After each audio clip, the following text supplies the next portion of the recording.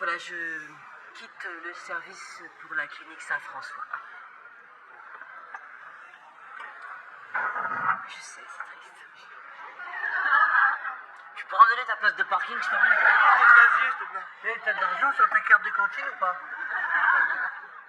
C'est bizarre, je vois que ça vous fait de la peine. Mais non, je charrie. Qu'est-ce que t'as pas de place de parking? C'est drôle. En revanche, on a un cadeau pour toi. Oui. Voilà. Comme on a commencé vendredi avec... Ouais. Ah, c'est un joli cadeau, non? Ah oui, Quand même. c'est sympa. C'est quoi ce... C'est un mercurochrome blanc. Hein? Et s'il te saoule, tu peux le brûler ou le noyer, on s'en fout. Attention distingueuse, clair enseigné, et voilà, c'est fait. Ça,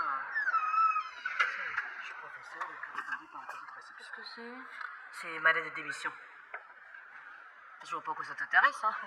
Sans que je parte ou que je parte pas, tout le monde s'en fout, alors. Oh non, mais faut pas dire ça, écoute. Ah bon? Tout est triste, toi? Non, bah non, là tout de suite non, mais ça va pas tarder, je pense, hein. Ça va venir. C'est ce que je pensais, il manque que je parte. Vu l'intérêt que je suscite. Regarde. Regarde ce que les garçons m'ont offert. Ça va pas du tout que ma collection de clowns tristes de Bernard Buffet, t'es d'accord? T'es déjà venu chez moi? Attends, blanc, ça va avec tout, et puis ça fera un joli petit bout de mur sans clown. C'est toujours le mot qu'il faut, hein. Ça va, Madame Prel? Sabri n'est pas trop sur votre dos. Il est un peu lourd, mais finalement, c'est un bon garçon. Oh, il n'a pas dû avoir la vie facile tous les jours. Oui, puis ne nous plaignons pas de trop d'attention, hein. C'est souvent quand on se sent délaissé qu'on se rend compte qu'on a besoin d'être aimé, voire étouffé même.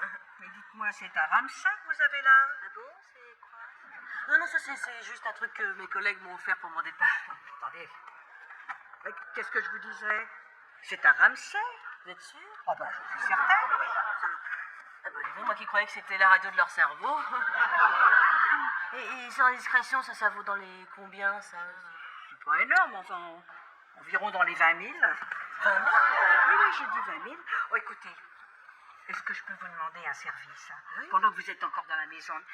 Est-ce que vous pourriez me retirer ce truc immonde et me mettre le ramsay à la place? C'est vrai que les clowns de Bernard Buffet, c'est un peu surfait, hein.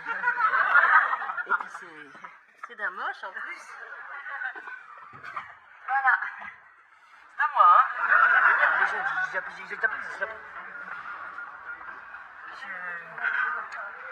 Je vais te remercier pour le cadeau. C'est rien, c'est tout naturel, ça nous a fait plaisir. Non, c'est énorme. Vous avez dû vous ruiner. Ça va, attends, ça nous regarde si on a envie de manger des pâtes pendant 6 mois, c'est notre problème. Ok, mais 20 000 francs, vous avez dû casser le code de vie, c'est pas possible.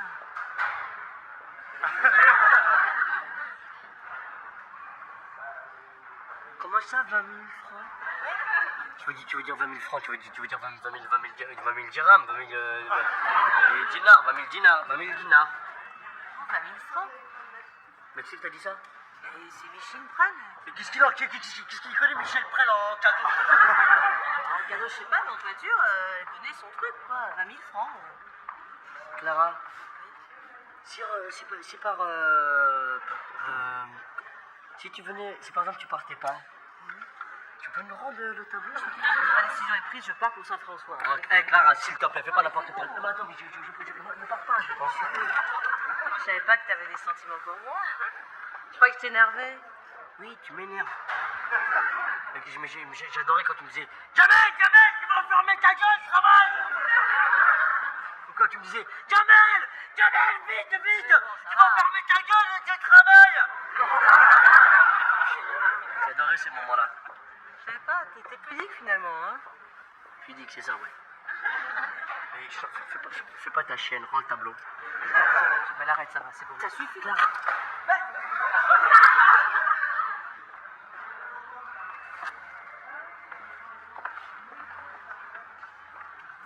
Tu veux partir? Eh ben, tu vas partir.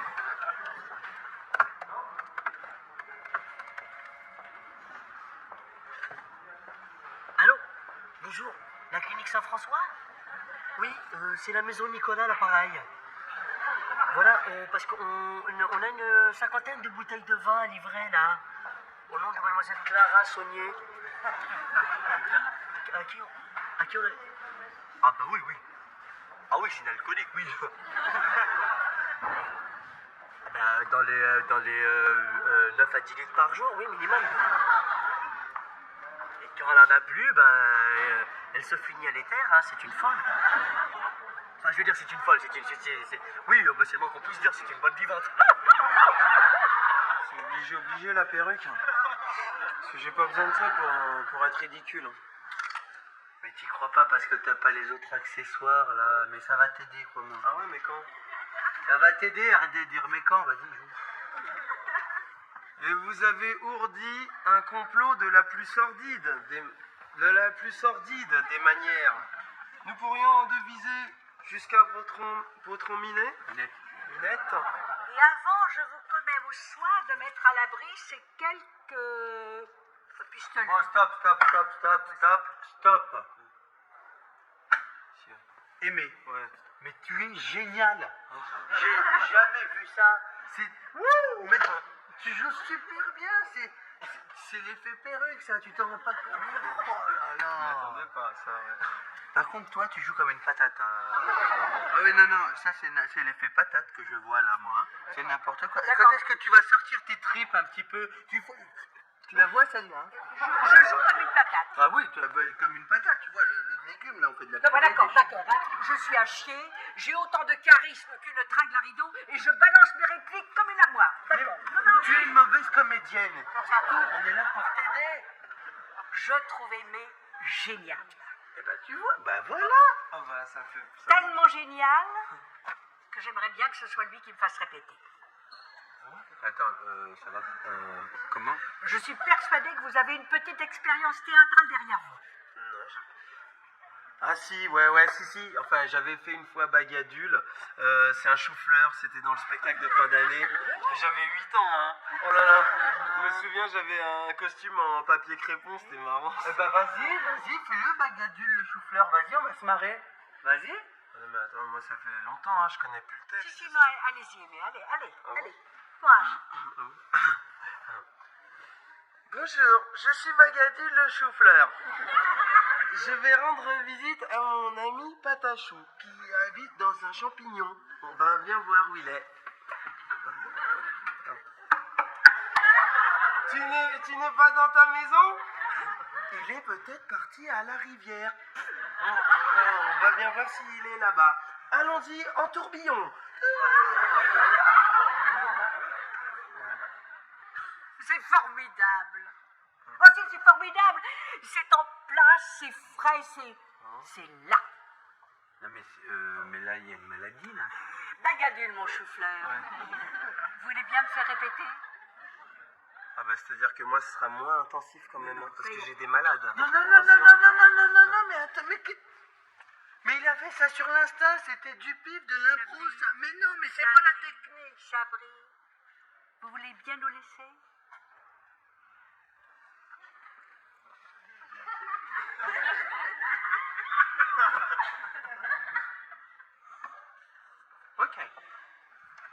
Ok, Presley. Ça, tu vas le regretter. Attends, Sabri, je voulais pas te piquer ta Relâche-moi, va faire ton chou-fleur avec Presley. Bagadule, vous n'oubliez pas, hein? 3 heures. Pas de problème. Parce que c'est bon de foutre la merde.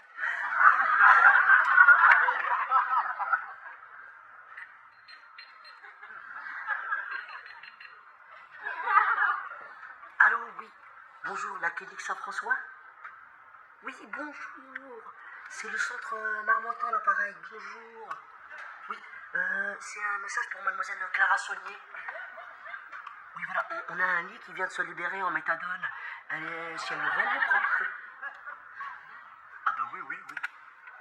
Ah bah oui, c'est indéniable, c'est une droguée, ouais. Ah, c'est comme... Mais j'ai sa fiche sous les yeux. Enfin, c'est même plus une fiche, c'est un dossier. C'est un gros dossier sous les yeux, c'est une grosse droguée, ouais. Elle a écrit un bouquin, ça s'appelle Clara S, 11 ans, droguée, prostituée. Ah, je l'ai lu, ouais, ça fait chialer, ouais. Ah, j'en ai pleuré, monsieur, moi. Ah, j'en ai pleuré jusqu'à en perdre haleine, ouais.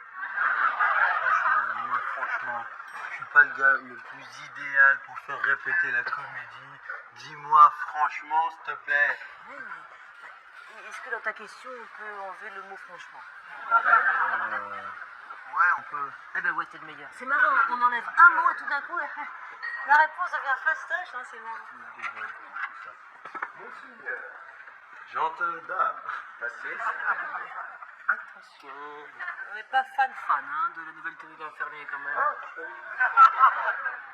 Non, mais ça c'était Mimi.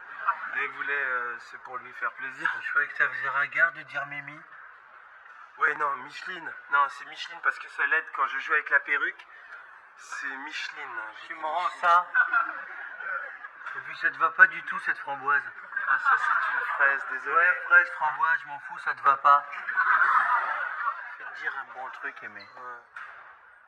Tu fais beaucoup de mal au théâtre français. Mais je m'en fous, c'est pas le théâtre français que je vise. C'est le théâtre des United States of the Washington. Je connais même pas l'Amérique. Tu me dégoûtes, je parle avec toi. Allez, get away, get away. C'est toi, get away. T'as pas l'impression qu'elle se fout un peu de toi, Mimi, là, non? Pas du tout, alors de toute manière, je m'en fous. Tu sais, je fais ça accessoirement pour rendre service à Micheline Prel, mais principalement pour faire chier à Sabri. Apparemment, ça marche. Aimé, Oh. je voulais te dire que j'étais super touché par le cadeau que tu m'as fait avec Jamel. C'est vrai, c'est... Enfin, vous êtes fous, quoi. Pff, arrête, hein. C'est rien du tout, ça me fait plaisir, c'est rien. Mais si, attends, une toile à 20 000 francs, c'est énorme. Enfin, c'est trop, quoi. Ah ouais, on est fous alors. Hein. Ouais, je sais plus quoi te dire. Merci, Pierre Gourmand.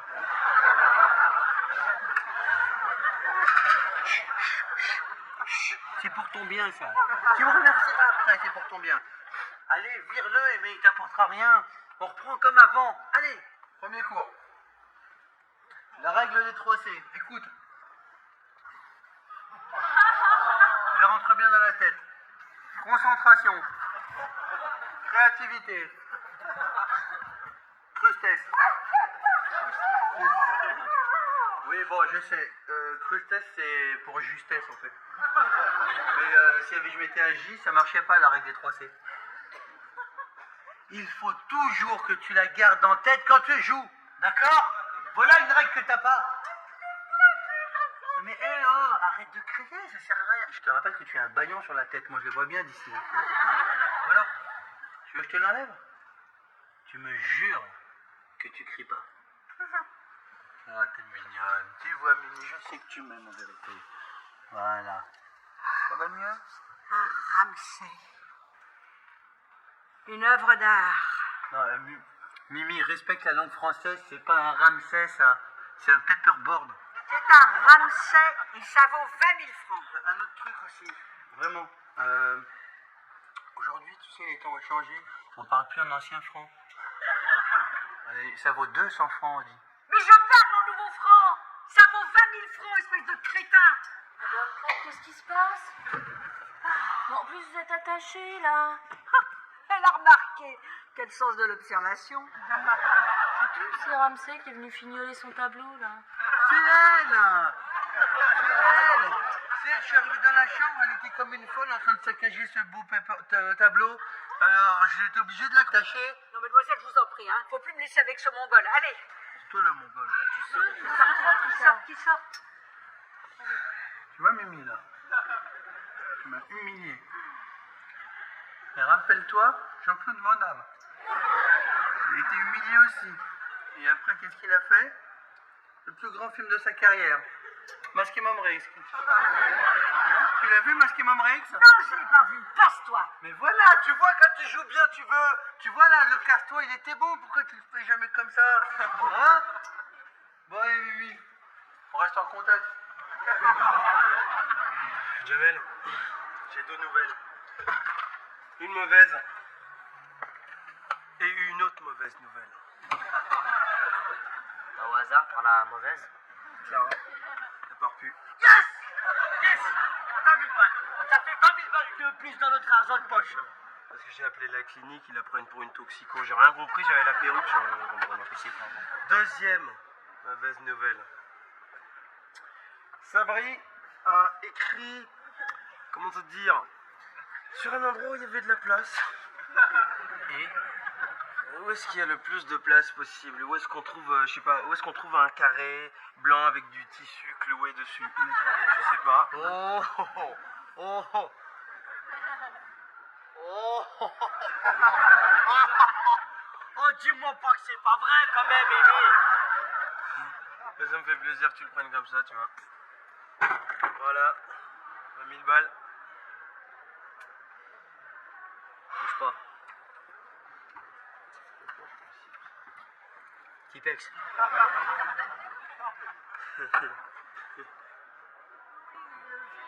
grande épargne de bouche. C'est une fille accoutumée à vivre de salade, de lait, de fromage et de pommes à laquelle, par conséquent, il ne faudra ni table bien servie, ni consommés exquis, ni orge mondée perpétuelle, ni les autres délicatesses qu'il faudrait pour vivre. Et cela ne va pas à si peu de choses qu'il ne monte bien tous les ans à 3 000 francs pour le mois. Outre cela, curieuse que d'une propreté forçable, et même point les superbes habits, ni les meubles somptueux, qui donnent ses pareils autant de chaleur. Il y a cet article-là.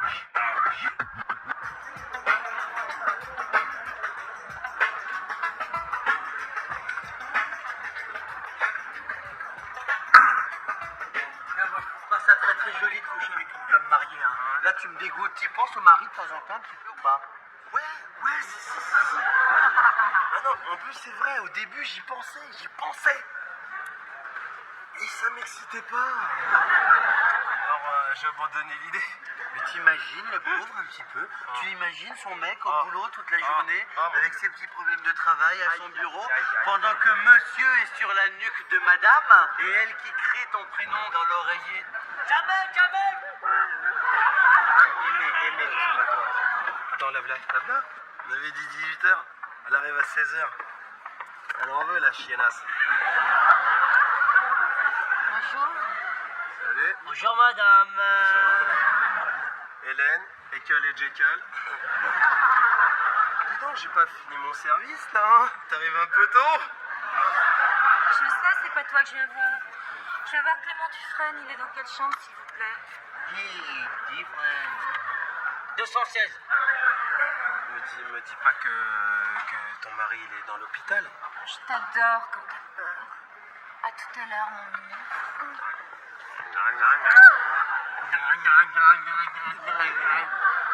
Tu me dégoûtes. Jamel, je vais te demander un truc que normalement j'aurais pas à te demander, ok? Tu fermes ta gueule. T'as rien vu. Non, elle n'est pas là, Béatrice Goldberg. Une commission, rapidement parce que j'ai pas que ça à faire. Ah bon? Et c'est très grave. Ah, carrément.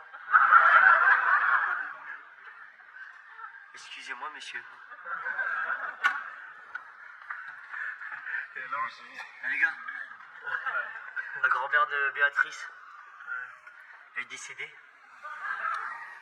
Non. À peine 96 ans et hop. Ça c'est typique des vieux, hein. Bon, moi j'y vais, vous le transmettrez quand elle arrive parce que j'ai pas. Attends. Tu vas où là? Attends, pourquoi nous? Chacun son tour, hein. La dernière fois, c'est moi déjà qui ai dû annoncer qu'il n'y avait plus de café dans la machine à café.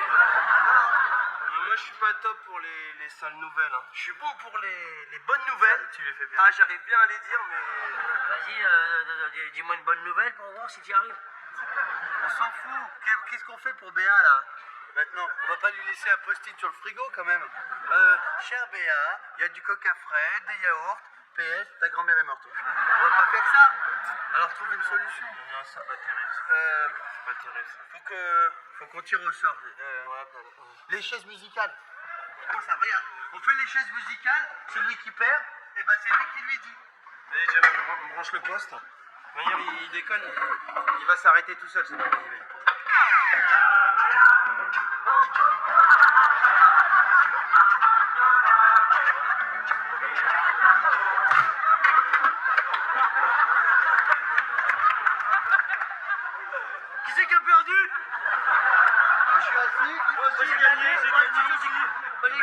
Ouais. Il y a un problème.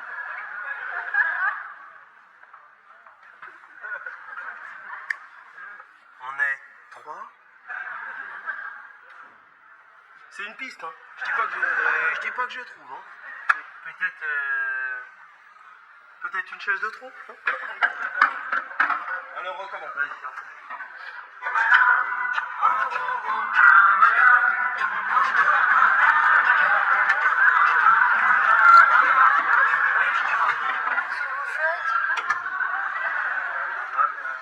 On faisait les chaises musicales. C'est génial. On voulait te dire qu'on fait une- J'adore ce jeu. On peut... Non. Ah, tu veux jouer? Ouais, j'aimerais bien, ouais. Ok, vas-y.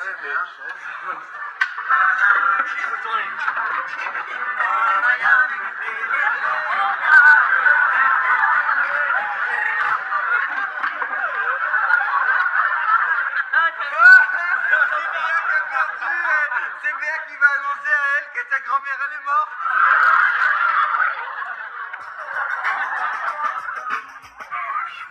Comprends? Le personnage, c'est un dur. Alors, si je veux décrocher le rôle, faut que j'ai une voix virile. Et la clope, bah, c'est l'idéal pour avoir la voix rauque. Et qui t'a dit que t'avais pas la voix virile? Personne. Mais c'est moi quand je m'appelle chez moi. J'ai bien entendu sur le répondeur que j'avais pas une belle voix. Parce que tu t'appelles chez toi.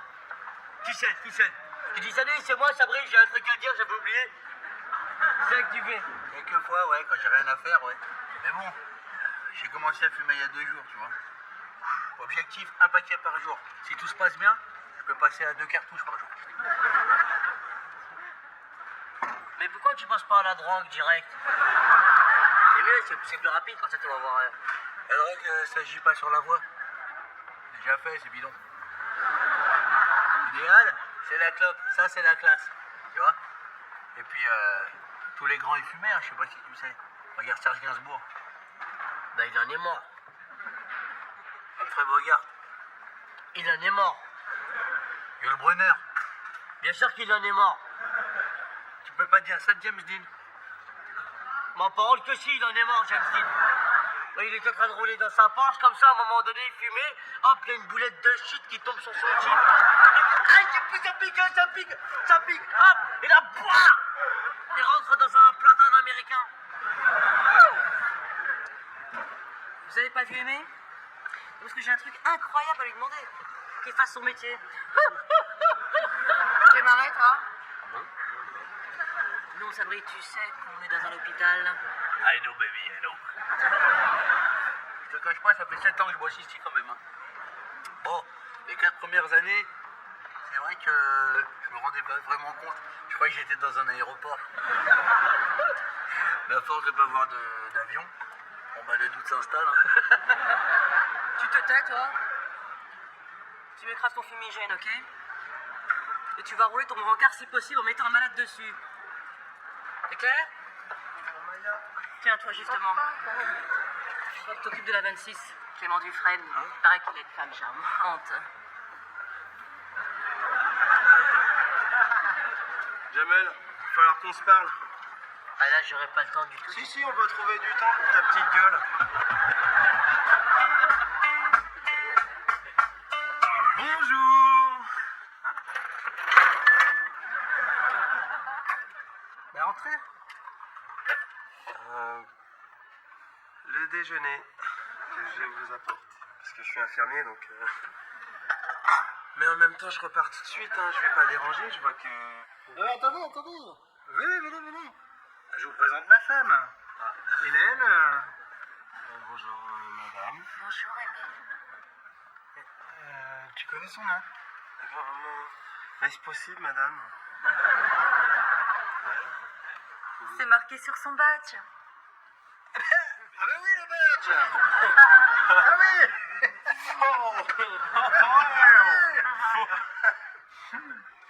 Sinon, le bras. Ça va mieux. Il est fêlé sur toute la longueur, il paraît, hein, quand même. Marie s'est cassé l'avant-bras en donnant une gifle à un homme. À ce niveau-là, c'est la grosse gifle quand même. Hein.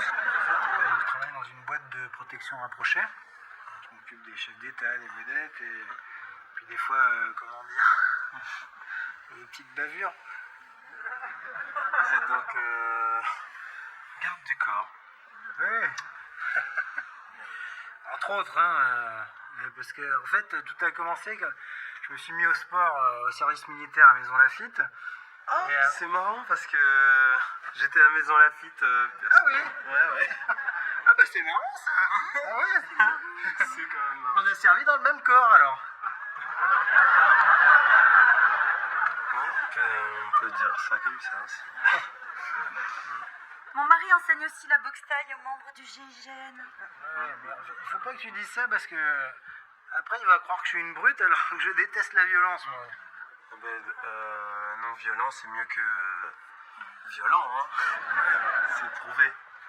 Bon, allez, je te laisse, mon cher. Ok. Ce soir, je serai à 20h au salon de thé de la rue Comartin. D'accord. Ah, je voulais te prévenir. Mais mon ange, c'est pas la peine de dire ce que tu fais heure par heure. Il va croire que c'est parano. Hein? 20h au salon de thé de la rue Comartin. Ils font des gâteaux délicieux. En ce moment, j'ai besoin de douceur. Ouais. À plus tard. Eh, elle a dit où, à quelle heure là? 20h, salon de thé de la rue Comartin. Enfin, je dis ça. Tu sais, Béa, quand j'étais enfant... T'as été enfant, toi? Une petite douzaine d'années, enfin bref. J'avais un chat et je l'aimais beaucoup. Comment il s'appelait? On l'appelait le chat. Ouais, parce que le chien, c'était déjà pris. Bref, quand mon père m'a vu pleurer la mort du chat, il a eu ces mots que j'oublierai jamais. Il a dit « Jacques ». Ton père t'appelait Jacques? Oui, il rêvait d'avoir un garçon, enfin bon, bref. Et il m'a dit « Jacques, le petit chat est mort écrasé par un camion sur la petite route des Épinettes. » Je vois pas ce que tu essayes de me dire, là. Je te raconte ça, c'est pour ta grand-mère. Non, il faut que tu te dises, tu sais qu'elle ira au paradis, hein, avec le chat. Voilà. Je te laisse, tu préfères être seule. Jacques, Ouais. merci. Ouais, j'ai tout essayé. Les brunes, les blondes, les maïs, les menthols, les eucalyptus, tout y est passé. Finalement, j'ai tranché. Pour ça, blonde extra forte. Pas un seul agent de texture. C'est le maximum. T'aurais dû commencer plus tôt. Je sais, mais putain, j'ai raté le coche à mon adolescence, tu vois. À 15 ans, il y avait tous mes potes qui clopaient. Et moi, qu'est-ce que je faisais? Comme un con, je faisais du sport. Ah, ça, le sport, c'est l'engrenage. Je te jure, tu te laisses entraîner 1 jour par semaine, 2 jours, 3 jours, 5 jours, 10 jours, 20 jours. Après, c'est la merde. Tu finis en bonne santé, hein. Qu'est-ce que tu veux que j'y fasse? Moi, j'adorais ça. J'adorais ça, je pouvais plus m'en passer. C'était le sport, le sport. Je connaissais pas ça, putain. Et les profs, ils t'ont jamais chopé en flagrant délit en train de faire des abdos dans les toilettes? Béatrice m'inquiète. Elle montre rien, je comprends pas. Je connais ça par cœur. C'est le principe du hérisson. Principe du quoi? Du hérisson. T'as un hérisson? Tu aimes comme un fou, tu vois. Puis un jour, le hérisson, il vient disparaître. Comme les tortues. Et après, hop, t'as des boules graves. Même, tu peux plus voir un truc qui pique, ça t'énerve. Même un peigne, ça te fait chialer. Et elle, pareil, Béa, c'est la technique du hérisson. La grand-mère de Béa, c'est du hérisson. Et Béa, elle demande qu'un seul truc, c'est de chialer dans tes bras. Ouais, moi, je voudrais bien m'occuper de Béa, tu vois. Mais j'ai pas le temps. Avec 2 cartouches à fumer par jour, je peux pas le faire, ça. Laisse. Je m'en charge. Je connais ça par cœur. Je vais lui faire sortir des larmes à ma petite Béa. T'inquiète pas. Qu'est-ce que t'as, toi? Je te sens nerveuse. Pas du tout. Tu veux une cigarette, tiens. Non, merci. Ça fait 2 ans que je fume plus. Ah, putain. Attends, mais attends, mais tu l'as même pas éteinte encore. Je t'ai dit que j'ai pas le temps.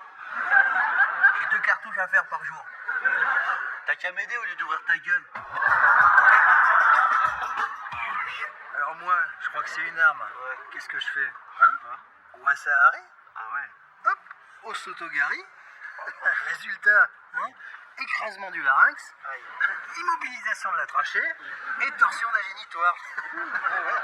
C'est l'acharnement classique. Et là, le mec, il me dit je suis attaché de presse. Oh. Et ouais, est-ce que j'avais pris pour son flingue, en fait? Bah, c'était son portable. Le con. Il avait un peu cherché quand même. Ah bah oui. Puis attaché de presse, des fois, ça mérite. Oui.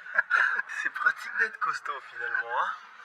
Ouais, mais tu sais, la force physique, les muscles, faut arrêter les clichés. Hein, oui, parce que tu vois, je suis grand, fort, mais je suis pas plus séduisant pour autant. Hein. Quand même un peu si. Je vais même t'avouer quelque chose. Ouais. Regarde-moi.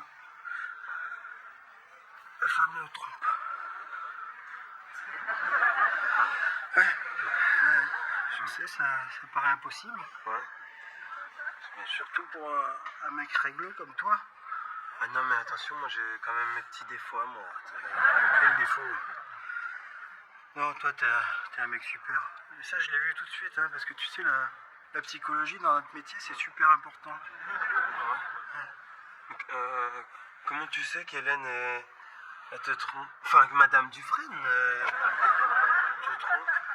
Les preuves, c'est pas utile. Hein, non, t'as pas vu la lubricité qu'elle a dans le regard? Non, moi j'ai pas vu ça. Ah non, tu sais, mais moi, manière, il peut y avoir une femme nue dans mon lit allongée. Pour moi, elle est juste là pour échanger des idées. Des fois, Tu sais, ce qui me ferait plaisir en fait, c'est le rencontrer. Ah, qui? Qui ça? Bah, le mec qui se tape ma femme. Ah oui, mais je suis pas sûr que lui, il ait très envie de ça, quand même. C'est-à-dire que peut-être qu'il pratique pas les arts martiaux. Peut-être il est pas courageux. Hein? Peut-être il aime pas les coups. Ah, ça, c'est... Tu sais, on pourrait lui faire sa fête avec les copains de la brigade. Hein, c'est pas... À quoi bon, non? Moi, non, ce que je veux, c'est le rencontrer. Tu vas parler, comprendre ce qu'il a de plus que moi. Rien. Il n'a rien de... Faut que tu saches que Hélène, c'est une femme bien, je pense. Hein. Je veux dire, si elle te trompe, c'est peut-être tout simplement parce que... elle se fait chier à fond avec toi.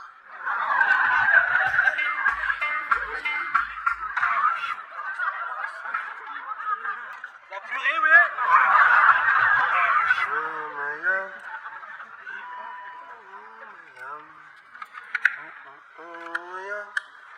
Aimé, je sais tout.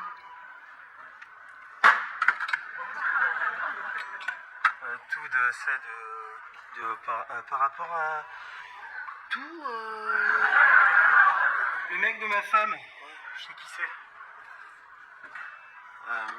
Clément, attends, faut pas s'énerver, ok? On peut parler, hein? De toute manière, tu peux pas courir, tu peux pas frapper, je peux crier, on peut faire n'importe quoi, tout le monde fait n'importe quoi, hein? De quoi tu parles? Il s'appelle Jean-Paul. Jean-Paul. Jean-Paul? Jean-Paul? Attends, elle a un amant? Ouais. Il lui a laissé un message sur son portable. Je suis tombé dessus par hasard. Ça disait rendez-vous 20h vendredi au bar du Raphaël. Mais je sais pas pourquoi j'ai été écouter ça, moi. Attends, vendredi, mais pendant que j'étais de garde, la salle. Écoute, Clément, faut qu'on se reprenne là, ok? Ouais, moi, tu sais, j'étais plus pour la solution pacifiste. Tu vois, laisser courir. C'est dire qu'elle se laissera, tu vois, elle se lassera. Mais attends, mais qu'est-ce que t'en sais qu'elle s'en lassera? Question de flair, c'est des choses que je sens en moi, l'intuition. Ouais. Excuse-moi, mais je suis pas très sûr que t'aies beaucoup d'intuition, Clément. Mais Ouais. je souffre. Mais attends, Clément, Comment tu peux supporter qu'elle trompe un type comme nous? Hein? C'est qui dirige dans le ménage, s'il te plaît? C'est qui? Hein? Je t'ai déçu. Ouais. Je te demande pardon, mais...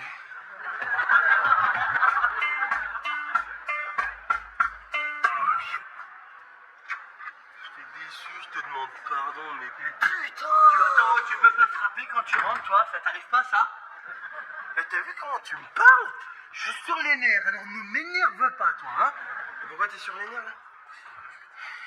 Parce que je viens d'arrêter de fumer. Béa, elle m'a dit pour sa grand-mère. Elle est morte parce qu'elle fumait trop. D'accord? J'ai pas envie de mourir à 96 ans d'un cancer du poumon, d'accord? Je veux vivre, moi! Et regarde. T'as le cul tout plat? Oh! Le patch! Le patch! Et t'entends, là, regarde.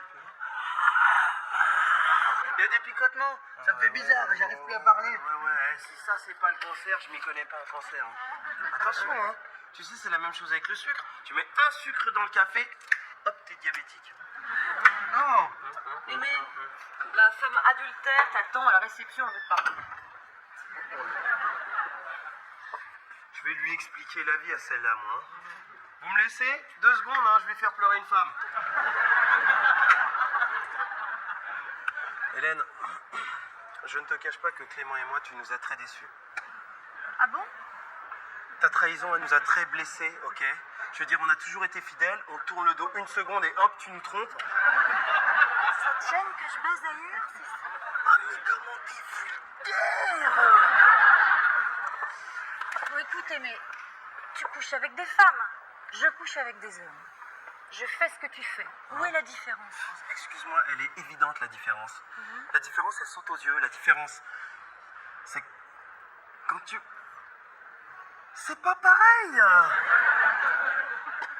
Bon, écoute, là on se dit merci pour tout et on se quitte gentiment, d'accord?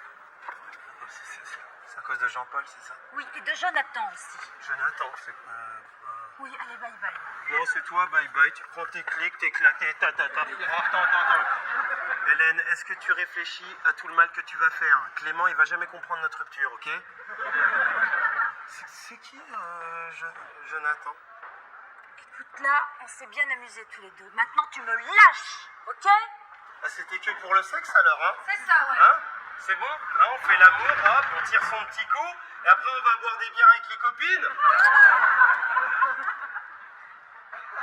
Moi, j'attendais le mariage.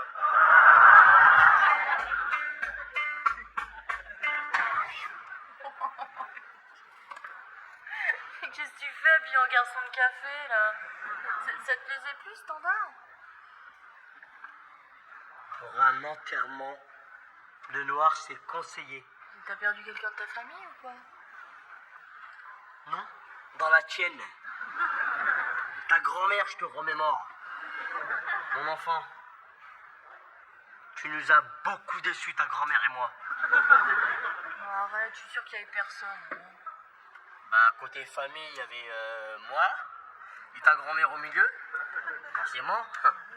Côté officiel, il y a intendance, administration, staff technique, le rabbin. Ah bon, le rabbin est venu?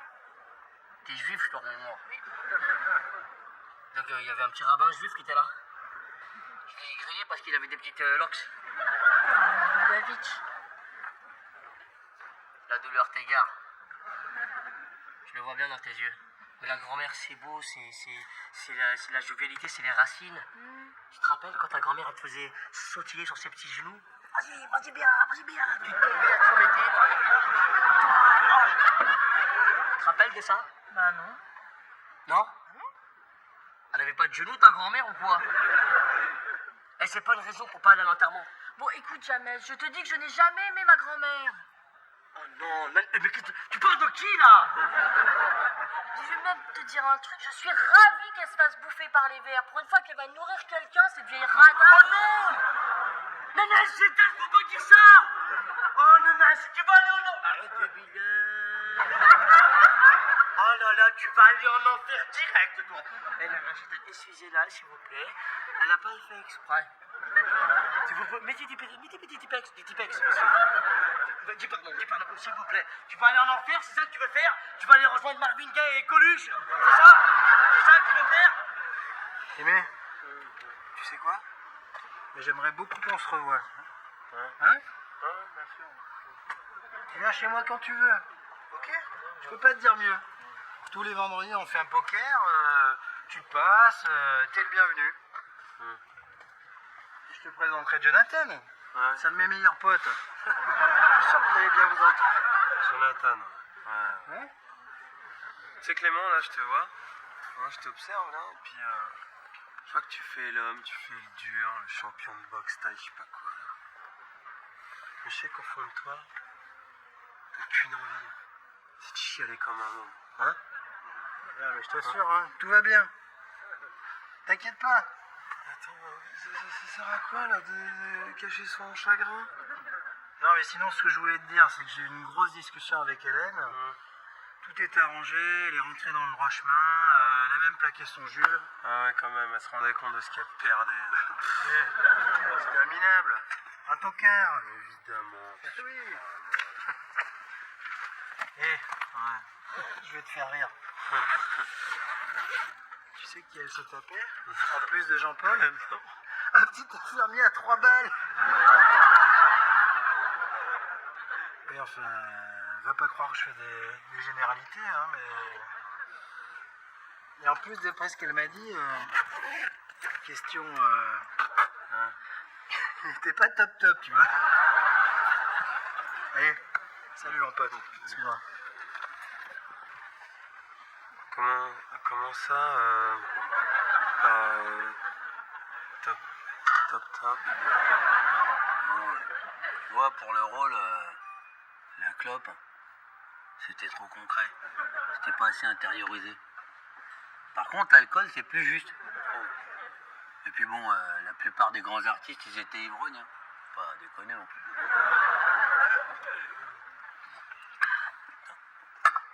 Non, le plus dur, tu vois, c'est le vin blanc, au petit-déj. Ça, c'est dur. Surtout après le café Calvin. Ça déchire un peu quand même. Mais bon, je m'accroche. Et puis bon, ouais, quand t'es bourré à midi, c'est pas la juste récompense de tes efforts du matin, ça? Tu comprends? C'est une super idée de te mettre à l'alcool. Ouais, mais tu vois, la clope, si tu pouvais arrêter de m'envoyer la fumée, parce que moi, depuis que j'ai arrêté, Le soleil de la matinée traversait les larges vitres de l'hôpital, projetant une lumière douce et rassurante sur les couloirs familiers où s'agitait quotidiennement une équipe pas tout à fait comme les autres. Ce jour-là, une atmosphère particulière flottait dans l'air, un mélange de nostalgie feutrée et de curiosité typique des grands changements. Clara Saunier se tenait au centre de la pièce, un sourire fier mais teinté d'une pointe d'émotion sur les lèvres. Elle venait de prendre une décision majeure pour sa carrière et s'apprêtait à tourner une page importante de son existence. Face à elle, ses collègues de toujours l'écoutaient avec une attention flottante, captivés autant par la solennité du moment que par leurs propres préoccupations quotidiennes. Voilà, lança Clara d'une voix qui se voulait ferme et assurée, je quitte définitivement le service pour rejoindre la clinique Saint-François. Je sais pertinemment que c'est un moment triste pour nous tous, mais l'évolution professionnelle m'appelle vers de nouveaux horizons. À ces mots, Jamel, qui passait par là une pile de dossiers sous le bras, s'arrêta net. Son visage n'exprimait pas la douleur de la séparation, mais plutôt l'éveil d'un opportunisme légendaire et profondément bienveillant. Il s'approcha de Clara avec un grand sourire désinvolte. « Tu pars vraiment, Clara ?» dit-il en feignant la surprise. « Puisque tu t'en vas, tu peux me donner ta place de parking, s'il te plaît. Et au passage, dis-moi, est-ce qu'il te reste de l'argent sur ta carte de cantine ou pas ?» Clara croisa les bras, feignant l'indignation devant tant de pragmatisme matériel, mais elle ne put s'empêcher de sourire intérieurement de la constance de son amie. « Ça fait vraiment plaisir, ironisa-t-elle en regardant l'assemblée, je vois que mon départ vous fait une peine immense et indescriptible. » Sabri, qui observait la scène un torchon à la main, intervint avec sa bonhomie habituelle pour tempérer les ardeurs de son camarade. « Mais non, chérie, je sais bien que tu n'as pas de place de parking attitrée. C'est drôle comme situation. En revanche, il ne faut pas que tu croies que nous t'oublions. Nous avons préparé un véritable cadeau pour toi. » Jamel opina de la tête, se souvenant soudainement de la surprise collective. Oui, voilà, exactement. Comme nous avons commencé le samedi avec toute l'équipe, nous nous sommes cotisés.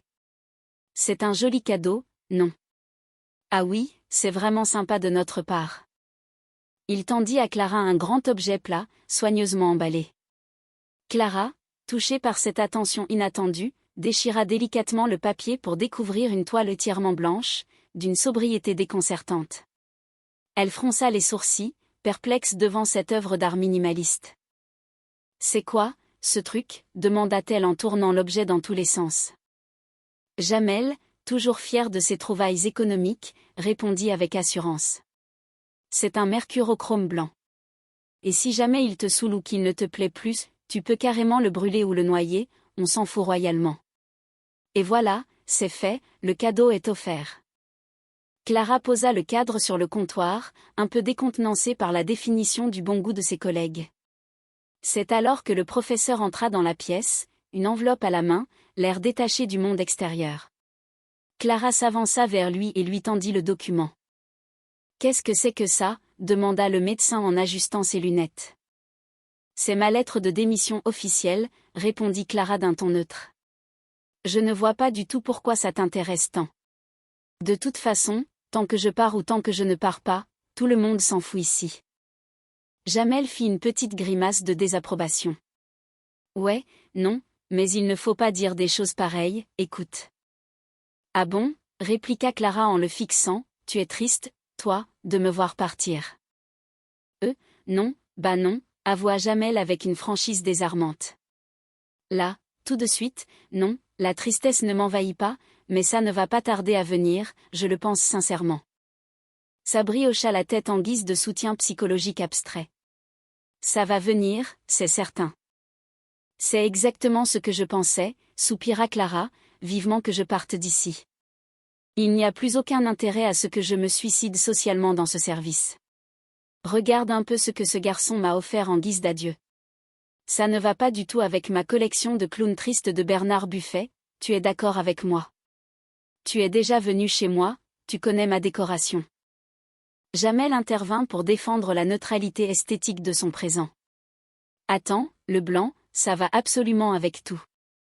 Et puis, regarde le bon côté des choses, ça fera un joli petit bout de mur sans clown chez toi. Clara leva les yeux au ciel, mi-amusée, mi-exaspérée. Tu as toujours le mot qu'il faut pour rassurer les gens, toi, hein. Au même moment, la silhouette élégante de Micheline Prel, que tout le monde appelait affectueusement Mimi, fit son apparition dans le couloir. Sabri s'empressa de la saluer avec sa déférence habituelle. « Ça va, Madame Prel. Sabri n'est pas trop sur votre dos en ce moment. » Mimi sourit doucement, jetant un regard bienveillant vers le brancardier. Il est parfois un peu lourd et insistant, c'est vrai, mais finalement, c'est un bon garçon au fond de lui. Oh, il n'a pas dû avoir la vie facile tous les jours, le pauvre. Clara acquiesça, apportant une touche de réflexion psychologique à la discussion. Oui, et puis nous ne prenions pas trop d'attention à son égard, hein.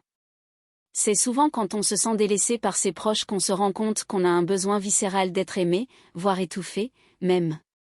Mais dites-moi, Madame Prel, c'est un Ramsay que vous avez là entre les mains.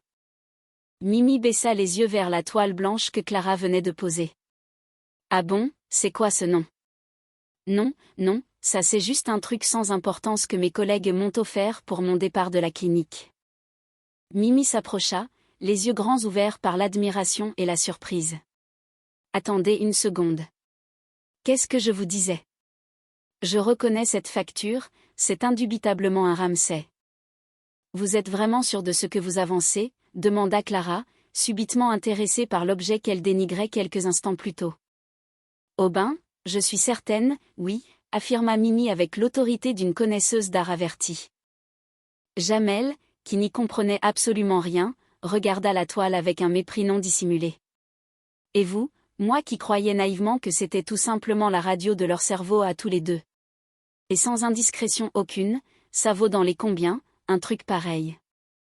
Mimi fit un petit geste de la main pour minimiser la somme, bien que le montant soit astronomique pour le commun des mortels.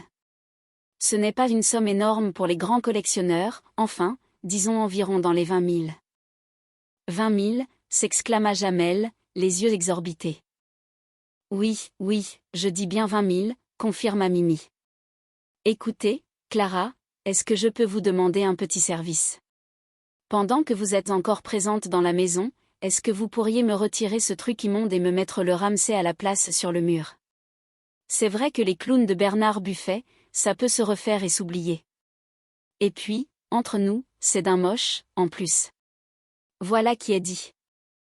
Le cerveau de Jamel fonctionna à toute vitesse. 20 000 francs pour une toile blanche qu'il avait achetée pour une bouchée de pain. Une lueur de cupidité mêlée de panique s'alluma dans ses yeux. Il s'approcha de Clara, changeant radicalement d'attitude, devenant soudainement le plus chaleureux et le plus protecteur des amis. « C'est à moi, hein » murmura-t-il pour lui-même avant de s'adresser à elle. « Regarde, les gens, ils appellent, ils se bousculent. Je voulais absolument te remercier chaleureusement pour le cadeau. » Clara, amusée par ce retournement de situation prévisible, sourit. « C'est rien, Jamel, c'est tout naturel, ça nous a fait un immense plaisir de te l'offrir. » « Non, non, insista Jamel, c'est énorme comme geste, vous avez dû totalement vous ruiner pour moi. » Sabri, sentant l'argent lui échapper, intervint immédiatement pour surenchérir dans le sacrifice héroïque. « Ça va, attends, ça nous regarde uniquement si on a envie de manger des pâtes au beurre pendant 6 mois, c'est notre problème personnel et notre secret. » « Mais 20 000 francs, poursuivit Jamel en feignant l'effroi, vous avez dû casser le code de votre compte de vie, ce n'est pas possible autrement. » Clara fronça les sourcils, feignant l'incompréhension face à cette soudaine surévaluation. « Comment ça, 20 000 francs?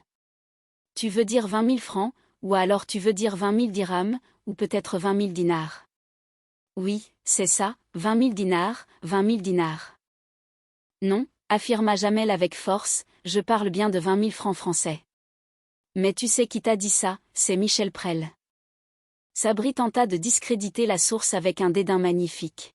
« Mais qu'est-ce qu'il en connaît, Michel Prel, en matière de cadeaux et d'art contemporain? »« En cadeaux, je ne sais pas, admit Jamel, mais en voiture, elle connaît sacrément son truc, quoi, 20 000 francs. » Clara, ma chère Clara. Si, par exemple, si par le plus grand des hasards tu décidais de ne plus partir, tu pourrais gentiment nous rendre le tableau, s'il te plaît. La décision de Clara était cependant prise, et elle comptait bien jouer de la situation. Ma décision est irrévocable, je pars pour la clinique Saint-François. Et, Clara, s'il te plaît, fais pas n'importe quoi avec ton avenir, supplia Jamel. Attends, mais je ne pars pas sur un coup de tête, dit Clara en le regardant fixement. Je ne savais pas du tout que tu avais de profonds sentiments pour moi, Jamel. Je croyais sincèrement que je t'énervais au plus haut point. Oui, c'est vrai, tu m'énerves, avoua Jamel dans un élan de lyrisme absurde. Mais j'adorais viscéralement quand tu me disais avec ton air autoritaire, Jamel, Jamel, tu vas me fermer ta gueule, je travaille. Ou encore quand tu t'exclamais, Jamel, Jamel, vite, vite, tu vas me fermer ta gueule, je travaille. J'adorais profondément ces moments de complicité unique. Je ne savais pas que tu étais si attaché à mes remontrances, dit Clara, amusée. Tu es quelqu'un de pudique, finalement, hein. Pudique, c'est exactement ça, ouais, abonda Jamel avant de revenir à son objectif principal. Ne fais pas ta chienne, rends-nous le tableau maintenant. Jamel, arrête tes bêtises, ça va, c'est bon, intervint Sabri. Ça suffit maintenant, Clara. Mais tu veux partir, constata Jamel avec amertume. Eh ben, tu vois, tu veux partir et nous abandonner. Une idée machiavélique germa alors dans l'esprit de Jamel pour retenir Clara, et par conséquent, récupérer la précieuse toile de 20 000 francs. Il se précipita vers le téléphone du secrétariat, décrocha le combiné et composa nerveusement le numéro de la clinique concurrente. « Allô, bonjour, la clinique Saint-François », dit-il en modifiant sa voix pour se donner un air officiel. « Oui, bonjour, c'est la maison Nicolas à l'appareil. Voilà, je vous appelle parce que nous avons une 50aine de bouteilles de vin de Grand Cru à livrer de toute urgence au nom de mademoiselle Clara Saunier. À qui devons-nous les remettre? » Ah ben oui, oui, tout à fait. Ah oui, c'est une alcoolique notoire, oui, absolument. Ah ben, elle consomme dans les 9 à 10 litres de vin par jour, oui, c'est un minimum pour elle. Et quand elle n'en a plus sous la main, elle se finit carrément à l'éther, c'est une véritable folle furieuse. Enfin, je veux dire par là, c'est une folle, c'est une... Oui, c'est le moins qu'on puisse dire, c'est une bonne vivante. Pendant ce temps, dans une autre pièce de l'hôpital, une toute autre scène se jouait. Aimé, vêtu d'une manière improbable, arborait une perruque ridicule sur la tête. Sabri tournait autour de lui, inspectant le déguisement avec le sérieux d'un grand metteur en scène de théâtre. C'est obligé, c'est totalement obligé de porter la perruque, se plaignait Aimé en se regardant dans le reflet d'une vitre. Parce que je n'ai vraiment pas besoin de cet artifice pour être totalement ridicule aux yeux du monde. Mais tu n'y crois pas du tout parce que tu n'as pas encore revêtu les autres accessoires indispensables, répliqua Sabri d'un ton professoral. Mais ça va t'aider à entrer dans le personnage, crois-moi sur parole.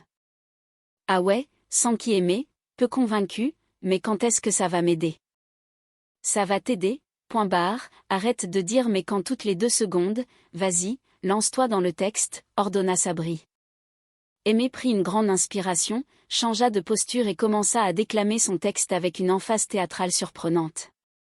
Vous avez ourdi un complot de la plus sordide des manières qui soient. Nous pourrions en deviser joyeusement jusqu'à votre Minet. Minette, corrigea Sabri à voix basse. Et avant cela, poursuivit Aimé sans se démonter, je vous commets au soin de mettre promptement à l'abri ces quelques pistolets.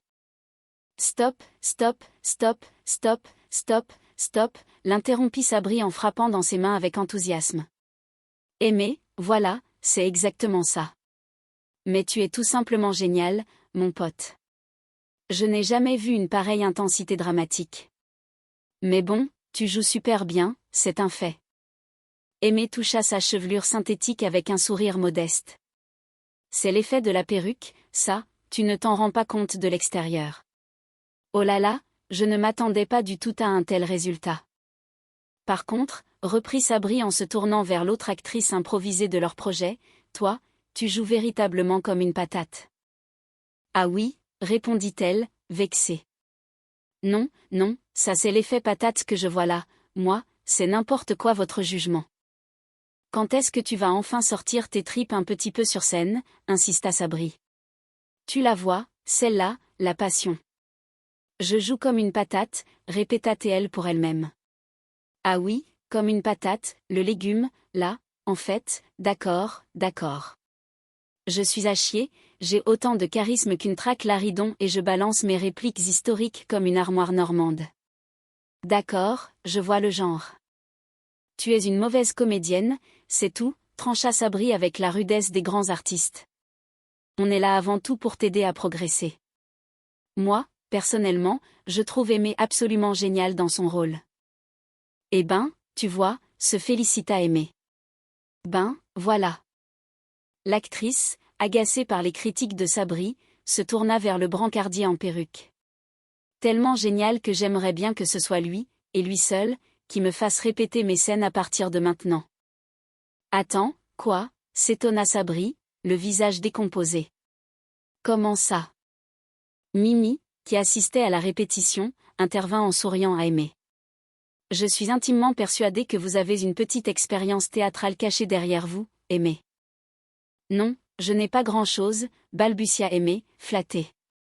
Ah si, ouais, si, en y réfléchissant bien. Enfin, j'avais fait une fois le rôle de Bagadule. C'est un chou-fleur, c'était dans le grand spectacle de fin d'année de l'école. J'avais seulement 8 ans, à l'époque. Oh là là, je me souviens encore très bien, j'avais un costume entièrement en papier crépon vert et blanc, c'était vraiment marrant. Eh ben, vas-y, le poussa Sabri avec une pointe d'ironie jalouse. Fais-le nous voir, Bagadule le chou-fleur. Vas-y, on va se marrer un bon coup collectivement. Vas-y, on t'écoute. Non mais attends, tempéra Aimé, moi, ça fait extrêmement longtemps, je ne connais plus du tout le texte par cœur. Si, insistèrent les femmes de la pièce. Allez-y, Aimé. Allez, un peu de courage. Ah bon, d'accord, céda Aimé. Il prit une voix enfantine et sautilla légèrement sur place. Bonjour, je suis Bagadule le chou-fleur. Je vais rendre visite à mon grand ami Patachou qui habite dans un magnifique champignon des bois. On va bien voir où il se cache. Tiens, tu n'es pas dans ta maison. Il est peut-être parti se baigner à la rivière. On va bien voir s'il est là-bas. Allons-y tous ensemble, en tourbillon. Mimi éclata d'un rire joyeux et applaudit chaleureusement. C'est tout simplement formidable. Oh, c'est formidable de fraîcheur. C'est bien en place, c'est frais, c'est là, c'est vivant. Sabri, vert de jalousie devant le succès de son rival, bougonna dans son coin. Non mais là, il y a une maladie mentale, là, ce n'est pas possible. Bagadule, mon chou-fleur, quelle blague. L'actrice ignora Sabri et s'adressa à Aimé. Vous voulez bien me faire répéter la suite, s'il vous plaît. C'est-à-dire que pour moi, ce sera nettement moins intensif quand même, parce que j'ai des malades à soigner dans le service. Non, non, non, non, mais attends, protesta Sabri en s'interposant. Il a fait ça uniquement sur l'instinct du moment, c'était du pur pif, de l'improvisation totale. Mais non, le génie, c'est moi qui possède la véritable technique théâtrale. Mimi le regarda avec sévérité. Sabri, voulez-vous bien avoir l'obligeance de nous laisser travailler en paix? Ok, répondit Sabri, vexé au plus haut point. Ok, Presley. Là, je te le dis, tu vas le regretter amèrement. Attends, Sabri, tenta de tempérer Aimé en le retenant par la manche, je ne voulais pas te piquer ta place ni ta bouche. Lâche-moi immédiatement, répliqua Sabri en se dégageant brusquement, va faire ton chou-fleur en papier avec un bracelet si ça t'amuse. Mimi salua Aimé avant de s'éloigner. Bagadule, vous n'oubliez pas notre rendez-vous de 3 heures pour la suite. Pas de problème, Madame Prel, répondit Aimé avec un grand sourire. Avant de soupirer une fois Sabri parti, ah, ce que c'est bon de laisser toute la merde derrière soi. Pendant ce temps, Jamel poursuivait son entreprise de sabotage téléphonique contre Clara, déterminée à faire annuler son transfert à la clinique Saint-François pour récupérer le tableau de 20 000 francs. Il composa un autre numéro, prenant cette fois une voix encore plus grave et dramatique. Allô, oui, bonjour, la clinique Saint-François. Oui, bonjour. C'est le centre marmottant à l'appareil. Bonjour. Oui, c'est pour laisser un message urgent concernant mademoiselle Clara Saunier. Oui, voilà, nous avons un lit médicalisé qui vient tout juste de se libérer en cure de méthadone. Est-ce qu'elle est chez vous maintenant? Ah bah oui, c'est indéniable, c'est une droguée de première catégorie, ouais. Ah, j'ai sa fiche anthropométrique sous les yeux en ce moment même. C'est même plus une simple fiche à ce niveau-là, c'est un dossier complet. C'est un énorme dossier que j'ai sous les yeux, c'est une grosse droguée, ouais. Elle a même écrit un bouquin autobiographique, ça s'appelle « Clara S., 11 ans, droguée, prostituée ». Ah, je l'ai lu, ça fait vraiment chialer toutes les larmes de son corps. Ah, j'en ai pleuré, monsieur, moi personnellement. J'en ai pleuré jusqu'à en perdre la haine, ouais, c'est terrible. Un peu plus loin, Aimé discutait avec un collègue de ses nouvelles fonctions de répétiteur dramatique auprès de Mimi. Franchement, disait Aimé, moi, franchement, je ne suis pas le gars le plus idéal pour faire répéter la haute comédie classique. Dis-moi franchement ce que tu en penses, s'il te plaît. Le collègue le regarda avec un sourire amusé. Est-ce que dans ta question existentielle, on peut enlever le mot franchement, s'il te plaît? Ouais, on peut l'enlever, accepta Aimé, un peu surpris. Ah bah ouais, alors dans ce cas, tu es le meilleur, affirma le collègue. C'est marrant quand on y pense, on enlève un seul mot et tout d'un coup, la réponse devient fastoche, hein, c'est marrant la langue française. Soudain, Jamel croisa Aimé qui portait toujours sa fameuse perruque rose et sa tenue extravagante. Monseigneur, gente dame, salua Jamel avec une révérence moqueuse, passez, s'il vous plaît, faites attention à la marche. On n'est pas franchement fan, hein, de la nouvelle tenue d'infirmier comédien, quand même. Ah, c'est bon, se défendit Aimé en ajustant sa blouse. Non, mais ça, c'était Mimi qui le voulait. Elle voulait absolument cela, c'est uniquement pour lui faire plaisir.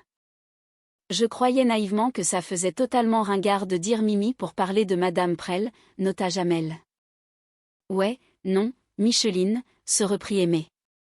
Non, c'est Micheline, parce que ça l'aide énormément dans sa concentration quand je joue la réplique avec la perruque sur la tête. C'est Micheline qui commande. Tu mens à toi-même sur ce coup-là. Et puis, entre nous, ça ne te va pas du tout, cette couleur framboise. Ah ça, c'est une couleur fraise, désolé de te contredire, rectifia Aimé avec fierté.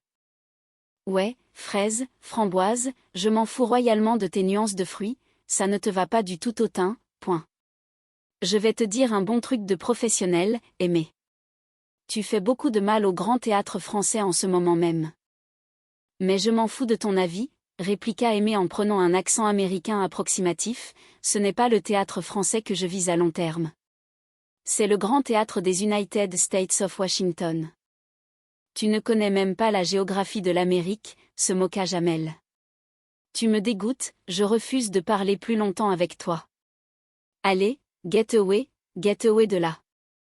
C'est toi, le get away, répliqua Aimé, vexé. Jamel s'éloigna en secouant la tête, laissant Aimé face à ses ambitions hollywoodiennes. Quelques minutes plus tard, Clara croisa Aimé dans le couloir et s'arrêta pour lui parler, le visage illuminé par une sincère gratitude. Mais dis donc, Aimé, commença Clara, je voulais absolument te dire que j'étais super touchée par le magnifique cadeau que tu m'as fait conjointement avec Jamel. C'est vrai, c'est. Enfin, vous êtes complètement fous tous les deux, quoi. Aimé, ignorant toujours la valeur réelle de la toile, fit un geste désinvolte de la main. Mais arrête tes remerciements, ce n'est rien du tout, ça nous fait sincèrement plaisir de t'aider, ce n'est rien.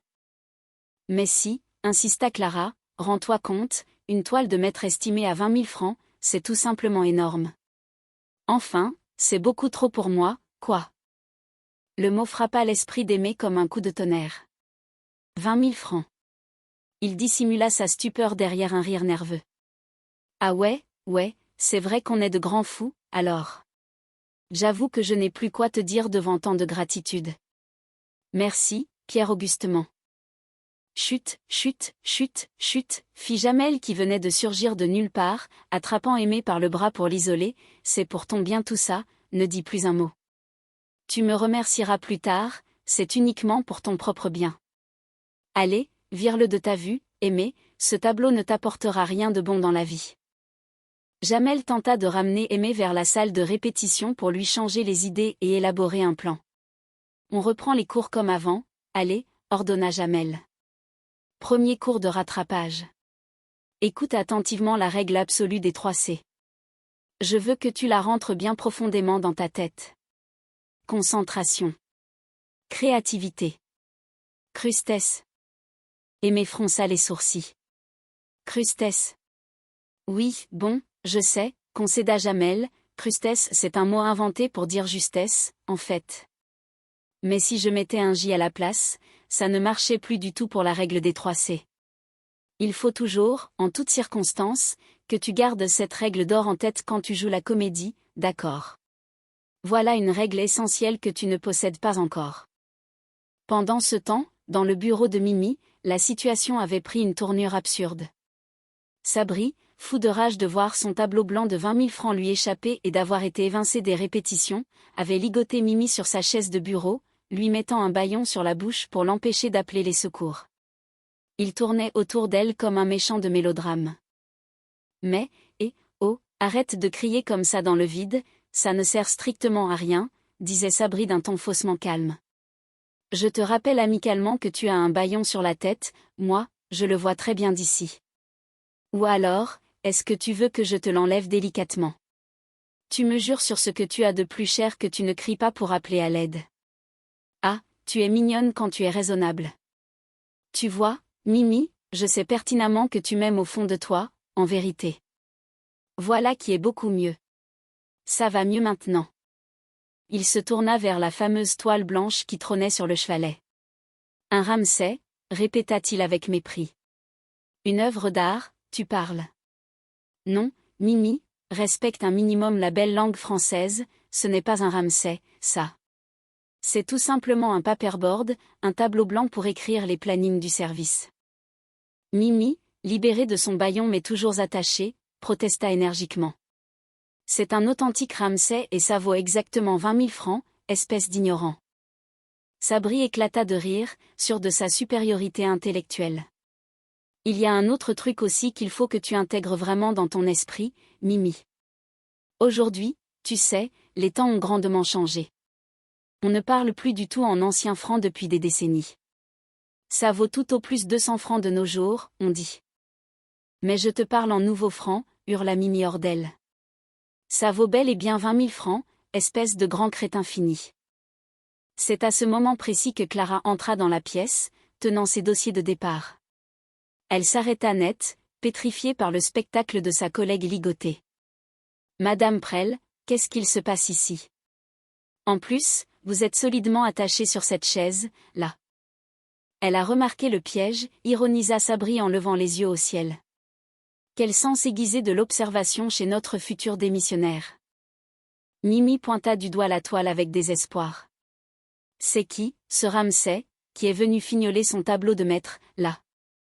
C'est elle, accusa immédiatement Sabri en inversant les rôles avec un aplomb phénoménal. C'est elle, je vous jure. Je suis arrivée tranquillement dans la chambre, et elle était là, comme une folle furieuse en train de saccager ce si beau tableau blanc avec un marqueur. Alors, face au danger, j'ai été logiquement obligée de l'attacher pour sa propre sécurité. Non, mademoiselle Clara, je vous en prie, supplia Mimi, ne me laissez pas une seconde de plus seule avec ce Mongol. Allez, s'exclama Sabri en poussant Clara vers la sortie, c'est toi la Mongole dans cette histoire. Tu sors ou tu sors de cette pièce? Qui doit sortir, finalement? Tu vois la situation, Mimi, là. Tu m'as publiquement humiliée devant tout le service. Mais rappelle-toi de l'histoire de Jean-Claude Van Damme. Il a été terriblement humilié lui aussi au début de sa carrière. Et après cet échec, qu'est-ce qu'il a fait? Il a tourné le plus grand film de toute sa trajectoire artistique. Le chef-d'œuvre intitulé Masquimum Rex. Tu l'as vu, toi, le film Masquimum Rex? Non, je ne l'ai pas vu, répondit Mimi, fatiguée. Casse-toi alors, trancha Sabri. Mais voilà, tu vois, quand tu joues bien ton rôle, tu veux. Tu vois la vérité en face. Là, le casse-toi que je viens de lancer, il était vraiment bon et percutant. Pourquoi tu ne le fais jamais comme ça lors des répétitions, hein? Bon, allez, Mimi, on reste en contact pour la suite de la pièce. De retour dans le couloir principal, Jamel courut vers Sabri, l'air paniqué mais contenant une excitation joyeuse. Sabri, j'ai 2 nouvelles capitales à t'annoncer. Une mauvaise nouvelle. Et une autre mauvaise nouvelle également. Tu veux commencer par laquelle? Au hasard, par la première mauvaise. Dis-moi, demanda Sabri, anxieux. Clara ne part plus du tout à la clinique Saint-François, annonça Jamel avec un immense sourire. Yes, s'exclama Sabri en sautant de joie. Yes. 20 000 balles de sauvées. Ça nous fait exactement 20 000 balles de plus dans notre argent de poche personnel. Comment tu as fait ton coup? Parce que j'ai appelé la clinique en me faisant passer pour un centre de désintoxication, expliqua Jamel, et ils la prennent désormais pour une authentique toxicomane dangereuse. Je n'ai pas tout compris à leur réaction au téléphone, j'avais encore la perruque rose sur les oreilles, je ne sais pas trop. Mais le résultat est là. En revanche, j'ai la deuxième mauvaise nouvelle. Sabri a écrit. Comment ça se dit proprement? Il a écrit sur un endroit où il y avait de la place pour écrire. Et alors, sans qui Sabri, où est-ce qu'il y a le plus de place possible dans ce bureau? Où est-ce qu'on trouve? Je ne sais pas moi. Où est-ce qu'on trouve un grand carré blanc avec du tissu cloué dessus? Demanda Jamel d'un ton dramatique. Où ça? S'inquiéta Sabri, le sourire figé. Je ne sais pas. Oh, oh, oh, oh, fit Jamel en mettant ses mains sur ses joues, ne me dis pas que ce n'est pas vrai, quand même, Mimi. Ça me fait sincèrement plaisir que tu le prennes avec autant de philosophie, tu vois. Voilà la réalité. 20 000 balles volatilisées. Bouge pas d'ici. Dans la pièce voisine, la voix de Mimi résonna soudain, déclamant la suite de sa pièce de Molière avec une ferveur renouvelée, insensible au chaos financier qui venait de se jouer autour d'elle. Elle lisait son texte à haute voix, habitée par son personnage. Qui pex. Dans une grande épargne de coucher.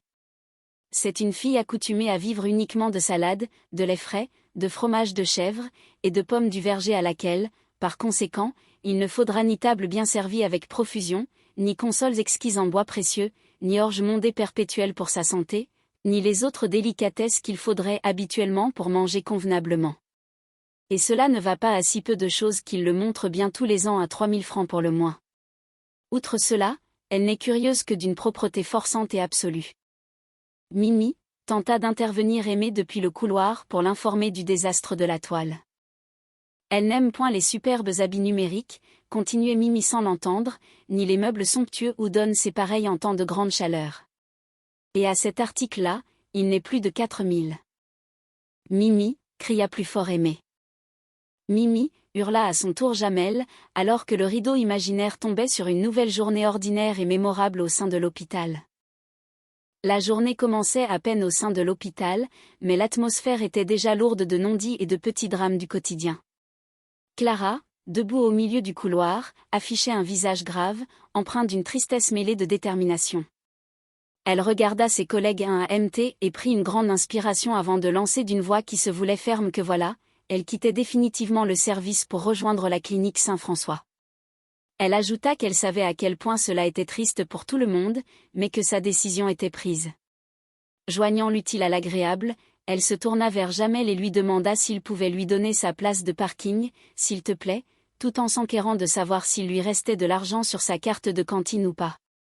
Devant le silence un peu interdit de l'assistance, Clara esquissa un sourire amer et confia que cela lui faisait plaisir de voir que son départ leur faisait de la peine.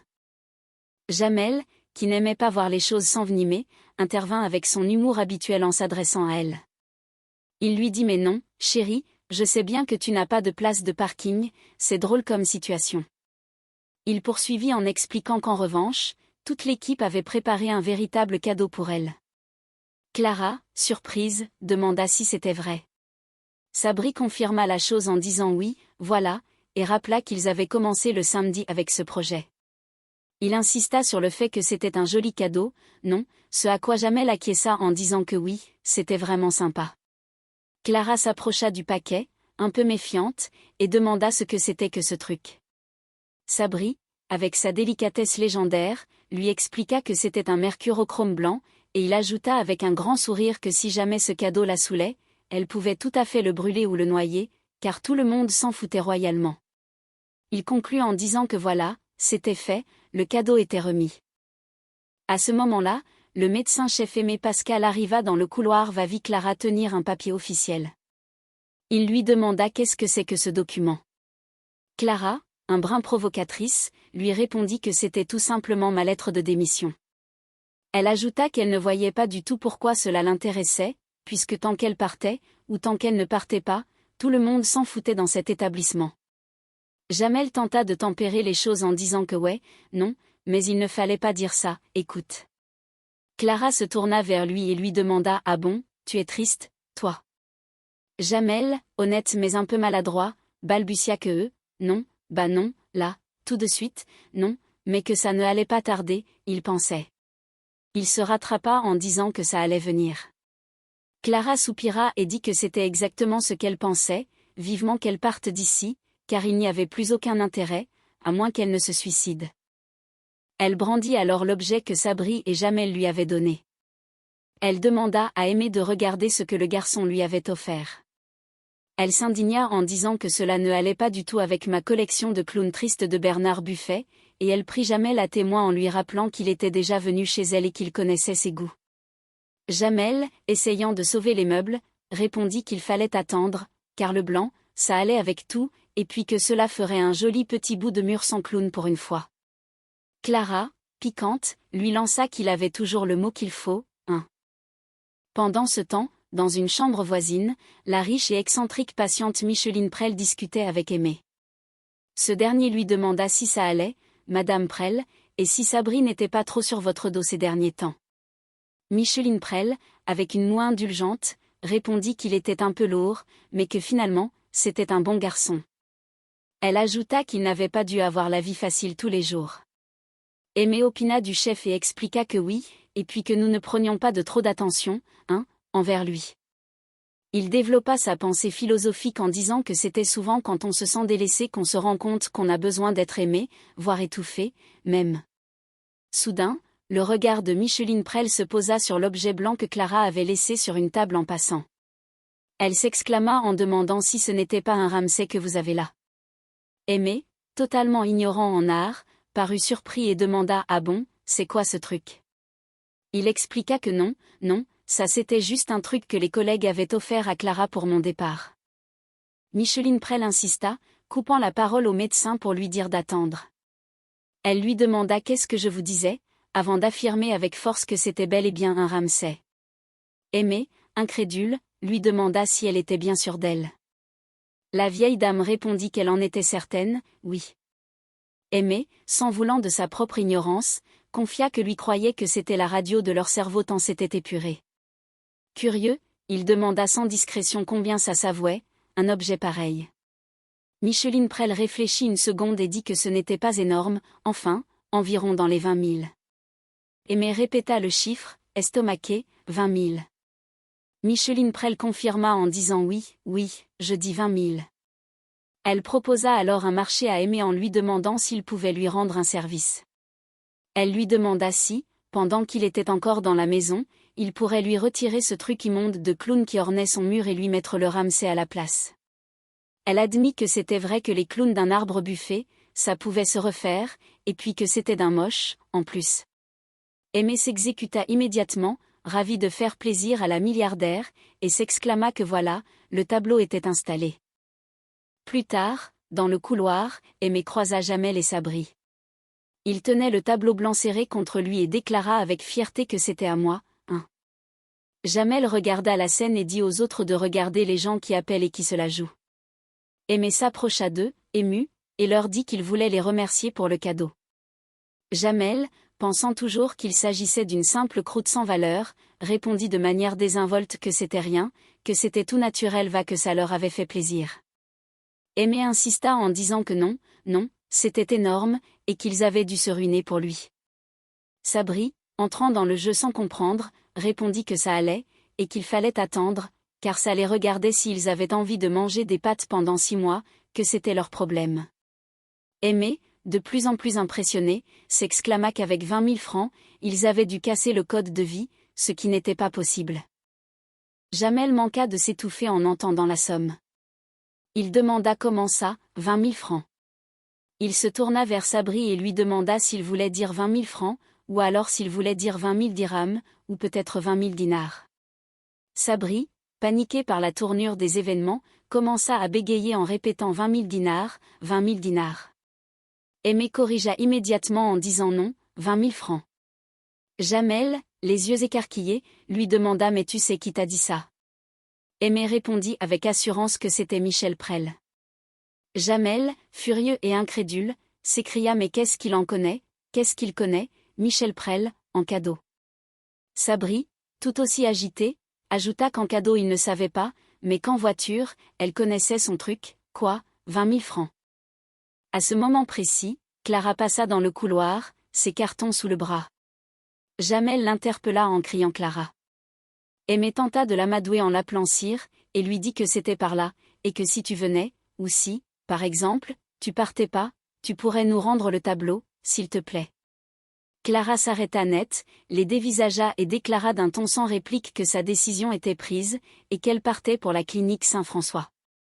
Jamel se jeta presque à ses genoux, l'implorant en disant « Clara, s'il te plaît, ne fais pas n'importe quoi. » Clara, touchée par cette insistance soudaine, le regarda intensément.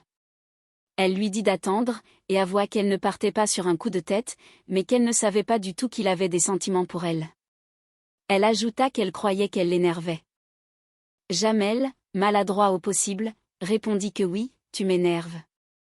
Il commença à se remémorer leurs moments passés en disant qu'il adorait quand elle lui disait « Jamel, Jamel, tu vas me fermer ta gueule, je travaille. » Ou encore quand elle lui criait « Jamel, Jamel, vite, vite, tu vas me fermer ta gueule, je travaille. » Il affirma qu'il adorait ces moments-là.